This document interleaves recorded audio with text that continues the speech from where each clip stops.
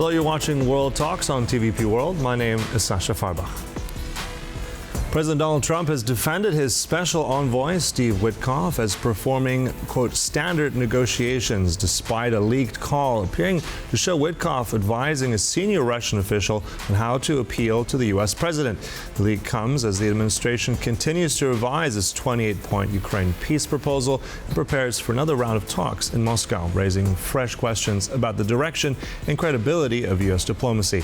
We're now joined by Ruslan Stefanov, Program Director at the Center for the Study of Democracy, to assess what these developments mean for the wider efforts to end the war. Good to have you on TVP World. Good morning. Ruslan, give us your indication and what you perceive, what we can learn from this leak. What does this tell us about the state of how the U.S. is negotiating?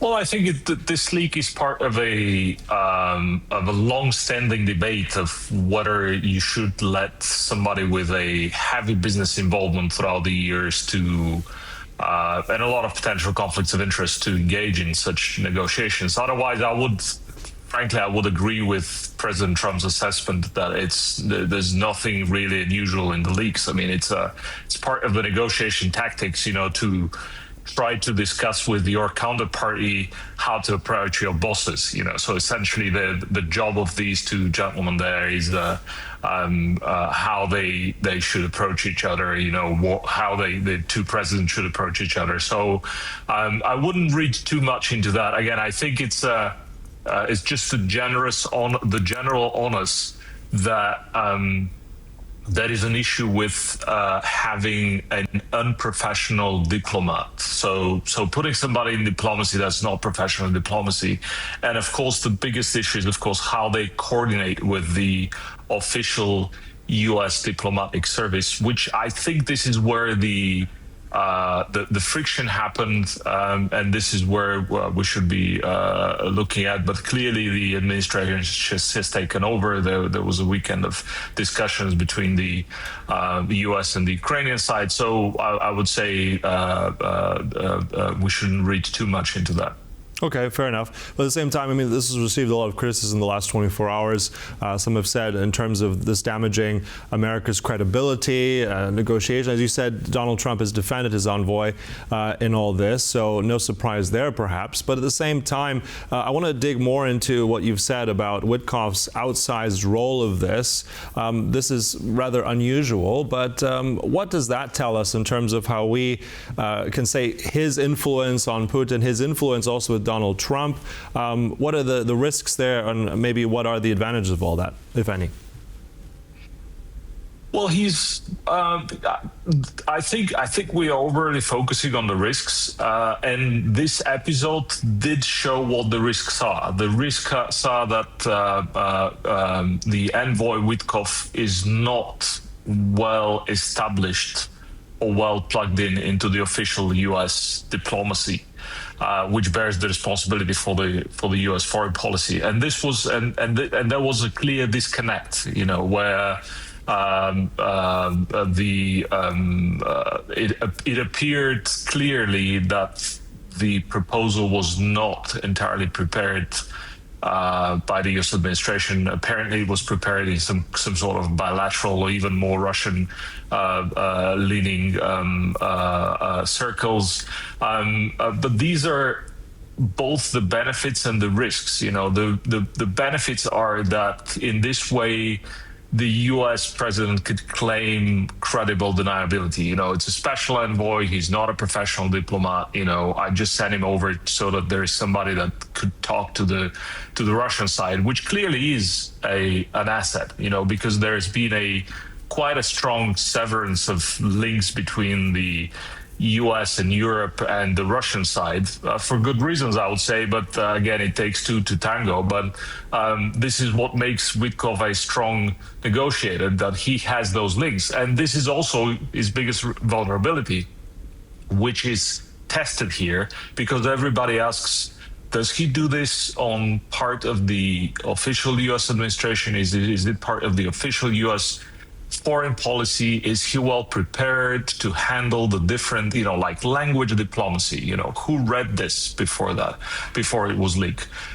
who leaked it, how was it handled, and so on and so forth. And again, these are very complex negotiations. Remember, I mean, and you're negotiating with a state that is with pariah state, Russia, that has clearly shown repeated aggression towards the West, led by the U.S. I mean, essentially, in the end of the day, you are negotiating with your adversary. So you could expect to see a lot of that. We've seen throughout the years, Russia denying, leaking, lying, whatever. So it's really, I'd be very careful to read too much into that. Of course, we should be paranoid.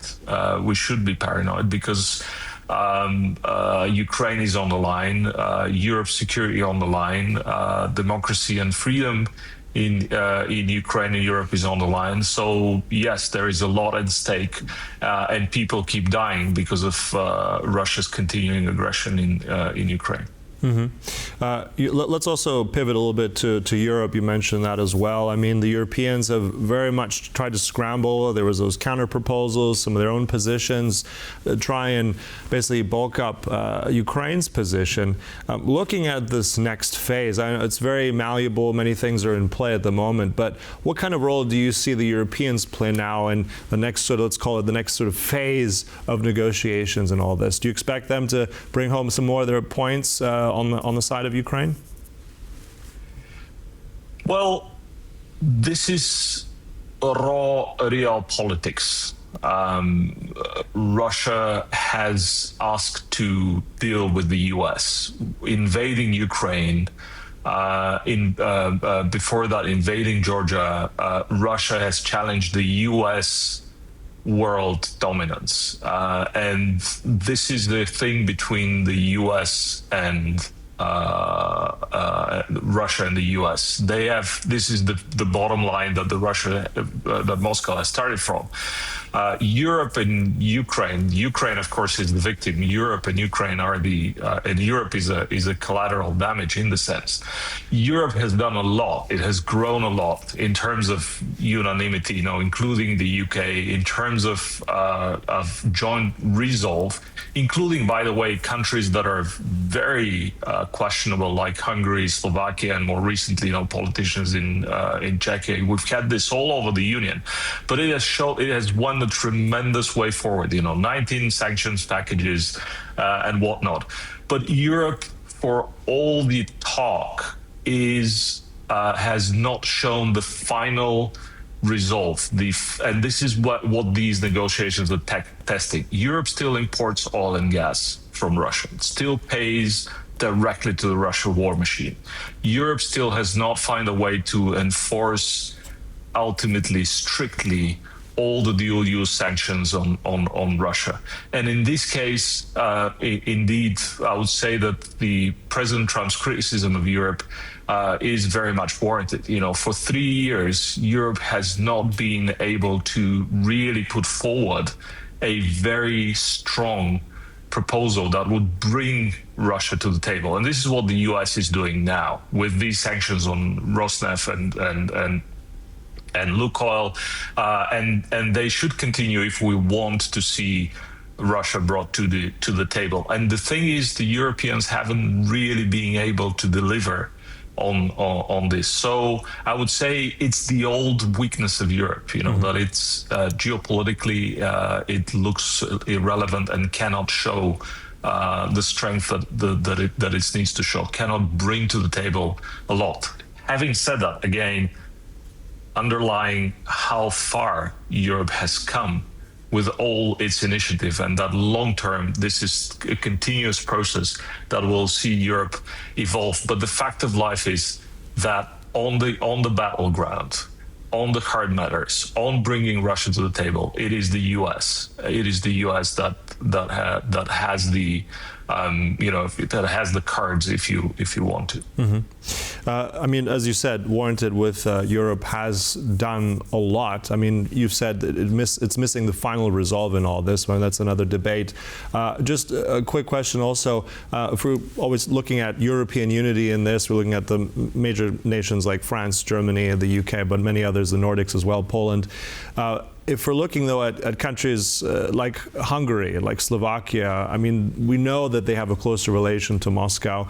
I think Orban has recently announced that he'd be going to Moscow as well in the not-too-distant future. Realistically, I mean, that kind of link is there. How much does that undermine European unity in all this? Is it relevant enough? How do you see things like Slovakia approving this U.S. peace plan? Is it significant that they differ slightly from the rest of Europe, or is it just a sort of type of signaling? I would say this is pathetic and disgraceful. I mean, if you look at the end of the day, it is exactly what President Trump has criticized in Europe, this final stretch of resolve.